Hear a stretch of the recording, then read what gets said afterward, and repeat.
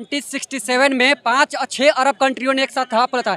Israel हो सकती है एक बार में अपने आसपास में एक बार 6 कंट्रियों को ध्वस्त कर चुका है। इस पर इजराइल का पूरा भारत का समर्थन है, पूरा फिलिस्तीन और गाजा पट्टी को नष्ट करे, क्योंकि ये आतंकवादी कब तक रहेंगे। हमने पूरा समर्थन किया था भारत का, और भारत को भी चाहिए कि जब ऐसे कठिन समय में जब उसका समर्थन है तो इजराइल का समर्थन करना चाहिए। लेकिन ये कंडीशन हो गई है कि अगर ये युद्ध अगर कहीं लंबा खिंचा तो ये थर्ड वर्ल्ड वार की चेतावनी है। तो 2 सालों से चलते आ रहे यूक्रेन और रशिया के युद्ध अभी समाप्त ही नहीं हुआ कि अब तीसरी विश्व युद्ध की आहट तेज होती जा रही है।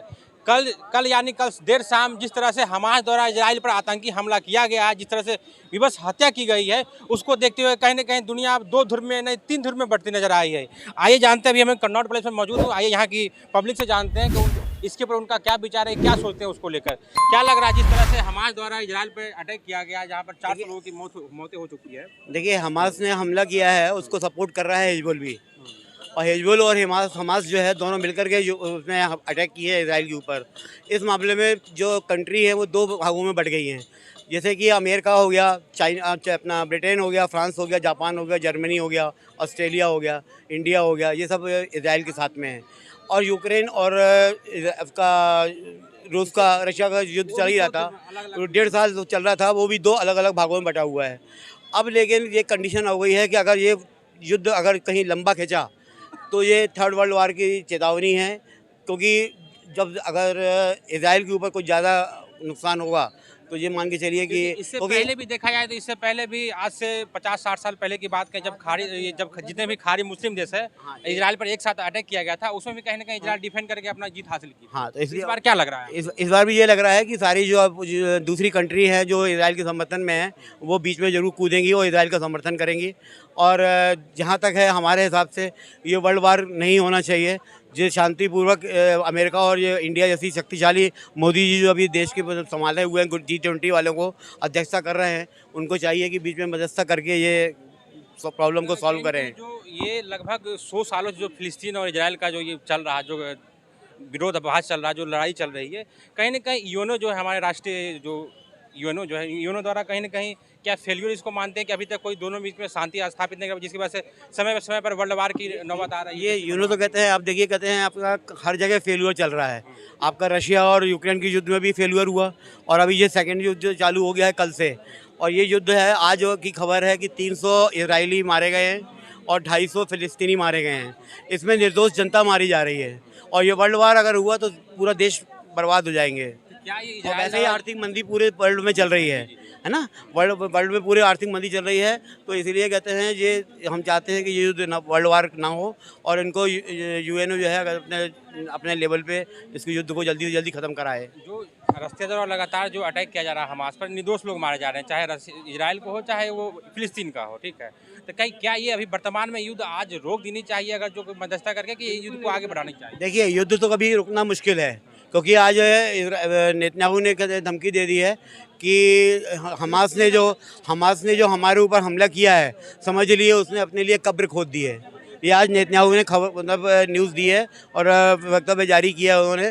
तो ये आने वाले समय में फ़िलिस्तीनियों के लिए बहुत नुकसानदायक हो जाएगा, और फ़िलिस्तीनी अगर बर्बाद होता है तो हमें लगता है कि अरब कंट्रीज़ बीच में कूदेंगी, और अरब कंट्रीज़ का बीच में कूदना ये वर्ल्ड वार की निशानी रहेगी। अंकल, 1967 में 5 और 6 अरब कंट्रियों ने एक साथ हवा पड़ा था। इजराइल हो सकती है एक बार में अपने आसपास में एक बार 6 कंट्रियों को ध्वस्त कर चुका है।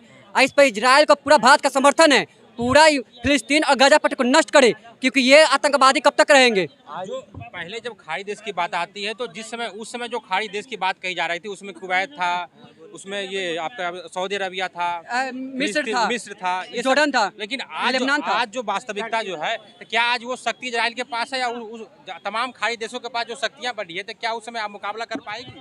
मैं खाड़ी देशों के पास कोई टेक्नोलॉजी नहीं है, कोई भी टेक्नोलॉजी है, टेक्नोलॉजी के मामले में इजराइल नंबर 1 है, और है वो मैं बोल रहा हूँ ना, इजराइल इस बार नष्ट कर देगा पूरा। और जितना भी मुस्लिम कंट्री हैं इकट्ठा हो रहे हैं, कोई कुछ नहीं कर पाएगा। अब इस बार अपने आखिरी युद्ध लड़ रहा है फिलिस्तीन और गाजा पट्टी, आखिर पूरा मुसलमान एकत्र हो गए हैं, पूरी मुस्लिम कंट्री एकत्र हो गए, लेकिन कोई कुछ नहीं कर पाएगा। इजराइल के सामने कहाँ टिक पाएंगे भाई?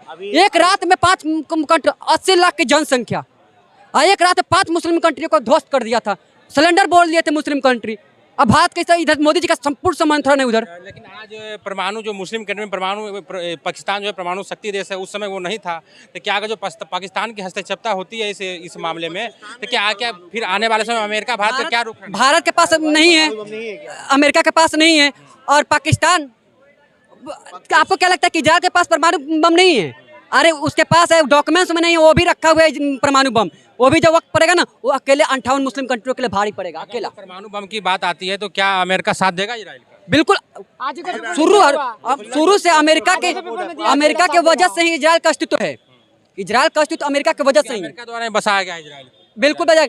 सेकेंड वर्ल्ड वार हुआ, फर्स्ट वर्ल्ड वार बाद ही बसाया गया था। सेकेंड वर्ल्ड वार में यूरोप में जब यहूदियों को 60 लाख यहूदियों को मारा गया, यहूदी ने पुनर्वास किया, मतलब यहाँ पे आए, इजराइल में आए, क्योंकि इनका यही धर्म स्थान है। मामला है फिलिस्तीन का, कहना है कि जबरन यहाँ पे बसाया गया है, ये हमारा जमीन है, ये हमारा हक है, हम इसको लेकर रहेंगे। लेकर नहीं रहेंगे सब। नहीं, मैं क्या बोल रहा हूँ कि जब सबसे पुरानी संस्कृति कौन है? सनातन संस्कृति। उसके बाद सेकंड नंबर पर आते हैं यहूदी है। अब बाद में, बहुत बाद में मुसलमान, यहूदी सब सेकंड नंबर पे यहूदी है, बाद में है मुस्लिम, इस्लाम धर्म बाद में आया था, और यहूदी वहाँ से निकल गए। आज आप कहाँ से हैं? दिल्ली से। अच्छा, दिल्ली से हैं आप, माने कि दिल्ली से आकर यहाँ पे काम कर रहे हैं। आपके घर में पड़ोसी आकर आपके घर में कब्जा कर ले, बाद में आप यहाँ से जब घर से जाएंगे तो उनको हटा कर निकालेंगे ना, तो वही जब यहूदी लोग वहाँ से फिलिस्तीन से निकलकर देश के, विश्व के कोने कोने में अपना काम करने लगे, शांति प्रिय मजहब, और ये लोग कब्जा कर लिए पूरा इजराइल पे। तब जब उनको जरूरत पड़ा अपना देश का, तब फिर जब सेकंड वर्ल्ड वार के बाद जब वापस आए यहाँ पे, तो लोग रहने नहीं देंगे, हम नहीं देंगे तुम्हारा घर। आपके पड़ोसी अगर अब जाएंगे, अगर कब्जा कर लेगा, आप बोलेंगे कि हटने के लिए, बोला कि नहीं हटने देंगे, तो आप क्या करेंगे? युद्ध करेंगे कि नहीं करेंगे? हाँ या ना? ये है माफी। कि भारत मुसलमान जहाँ भी होता है वो कब्जा करता है। हम लोग क्या, हिंदू क्या करते हैं? एक एक ईंट जोड़कर घर बनाते हैं, मुसलमान बच्चा पैदा करके घर पे कब्जा करता है। तो वो मुसलमानों का नीति है, वही फिलिस्तीन के साथ हुआ है। लेकिन आप बताइए, जिस तरह से भारत जो है, भारत समर्थन किया इजराइल का, अगर जो आने वाले समय में कोई सैन्य सहायता से लेकर के हथियारों की जो सहायता की जाएगी, तो क्या भारत, अगर आने वाले समय में क्या भारत को सहायता करनी चाहिए इजराइल? देखिए अभी इजराइल से अभी मोदी जी ने सहायता ली थी, अपना जितने भी स्ट्राइक के समय भी हाँ सहायता ली थी, और इजराइल ने पूरा समर्थन किया था भारत का। और भारत को भी चाहिए कि जब ऐसे कठिन समय में जब उसका समर्थन है तो इजराइल का समर्थन करना चाहिए। और हमारे हिसाब से आज नेतन्याहू ने जो वहाँ का जो गाजा बॉर्डर है, पट्टी है, जो वो खाली कराने के लिए बोल दिया उन्होंने, वो खाली करा रहे हैं, और सारे गाजा पट्टी को पूरे अपने आदमियों को निकाल करके पीछे लेके आ रहे हैं। और जब वो खाली करा लेंगे गाजा पट्टी अपनी, तो ये मान के चलिए कि फिलिस्तीन का वहाँ अस्तित्व में रहना मुश्किल हो जाएगा। तो जिस तरह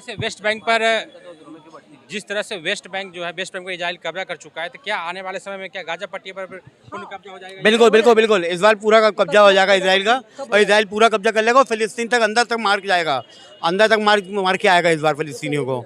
वहाँ पर हम आतंकवाद को मोदी जी विरोध करते हैं। आतंकवाद, ये लोग आतंकवाद किया, इजराइल को आतंकवाद का तू कहता है, इसीलिए मोदी जी आतंकवाद को कर रहे हैं। फिलिस्तीन आतंकवाद है, आतंकवाद है ना, ये हजारों साल पुरानी लड़ाई है इनकी, जो इनकी किताबें हैं, जब से सुनिए ना, बाइबल में और दूसरी जो किताबें हैं उनमें यहूदियों के खिलाफ बहुत कुछ लिखा हुआ है जी। और ये सारी दुनिया में भटकते रहे थे। 1948 में यूएन ने इनको वो जगह दी बना के कि आप यहाँ आके रहो। तब से ये झगड़ा जो ना, फिजिकल झगड़ा चल रहा है, लड़ाई चल रही है। जब से इजराइल की स्थापना हुई है वहाँ फिलिस्तीन के पास, तब से ये मामला चलता आ रहा है। हाँ, लड़ाई वैसे ये हजारों साल पुरानी लड़ाई है।